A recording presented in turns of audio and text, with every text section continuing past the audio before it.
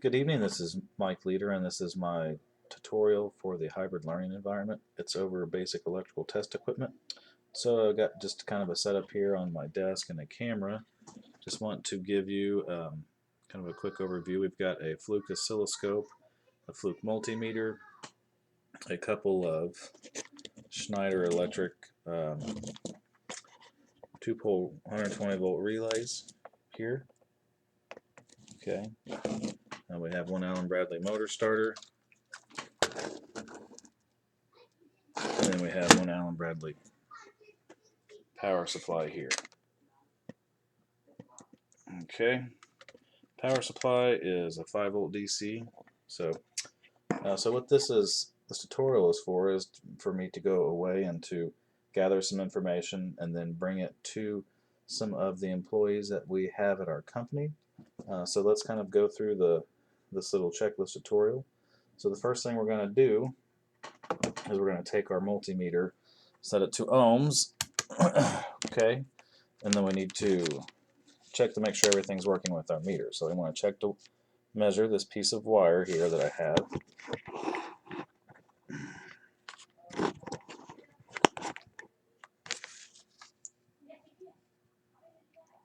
So if we check the wire, we're showing hardly any resistance at all, 0.4, which is correct. Then we want to remove the wire, see what the meter reads, and it reads open. I'm going to touch the probes together like so. You'll see that there is 0.1 ohms there. So what we would say is there's continuity. Also, if we touch the wire here, we've got continuity here. Okay. So the next item we want to touch on is we want to set our multimeter to AC voltage. It's the V with the little sine wave on top. So currently right now I have these relays energized. You can tell by the light being on. Okay, so what we want to do is we want to focus on the meter and we want to measure to see what we have. And you can see on the meter we have 122, 123 volts AC. Okay. Next thing we want to do is I do have the power supply here, so we want to set our multimeter to DC voltage, which is the V with the line on top with the hashed kind of dotted line below it. Then we want to take our meter, come over here to our power supply wires, which I have here with a wire nut. This is 5 volts, so we want to make sure with our meter that we're reading that. So you can see there we have 5.12 volts DC.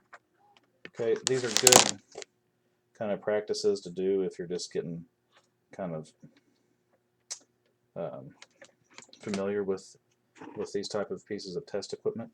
Okay, so the next thing we want to do, because sometimes you can have a value with the meter that looks good, but your waveform is bad. So what we do is we have the oscilloscope here.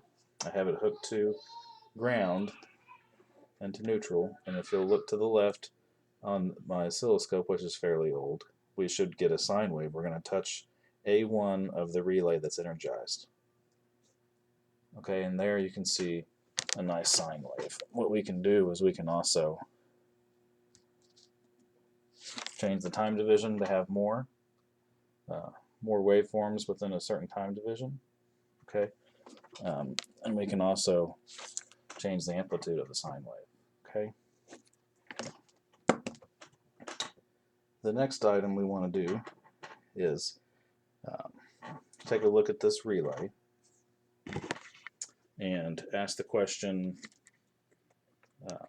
how many normally open contacts are in this relay? So I do have pictures that I will attach to my assignment due to my camera resolution being fairly low. And so these are 2-pole double throw relays.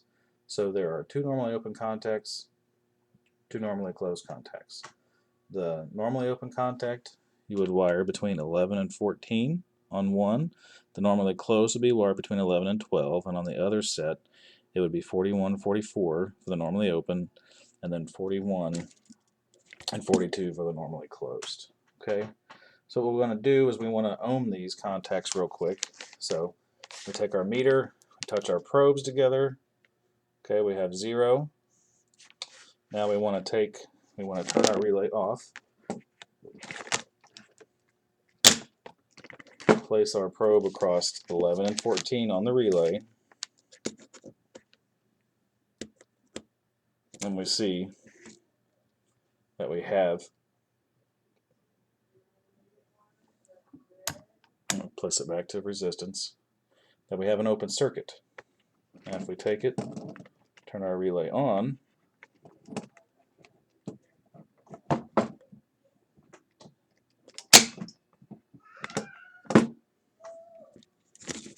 you'll see now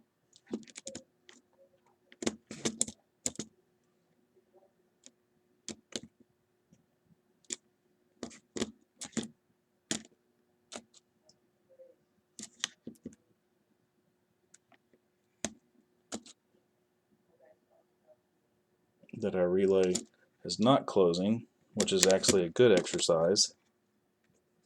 And it's probably because our terminals aren't screwed down. So let's go ahead and do that real quick. And this will conclude our video.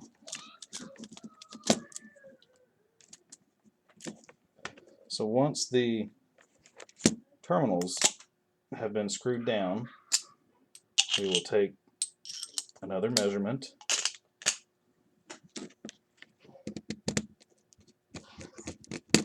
Just bear with me to screw these down, and we will take one more measure it with the relay on.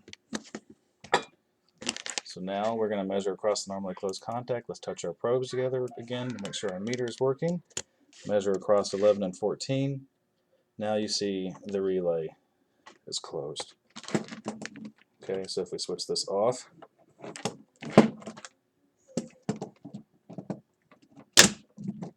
you see the contacts change state. Okay, and the last quick item we want to touch on is just that we do have a motor starter here. Motor starter is used to use a small current to bring in a big contactor that can have something with a lot of current flowing through it. So these are some of the basic devices. If there's any questions, please email me at npleader@liberty.edu, and we can continue further with some of this if you're interested in learning. Thank you.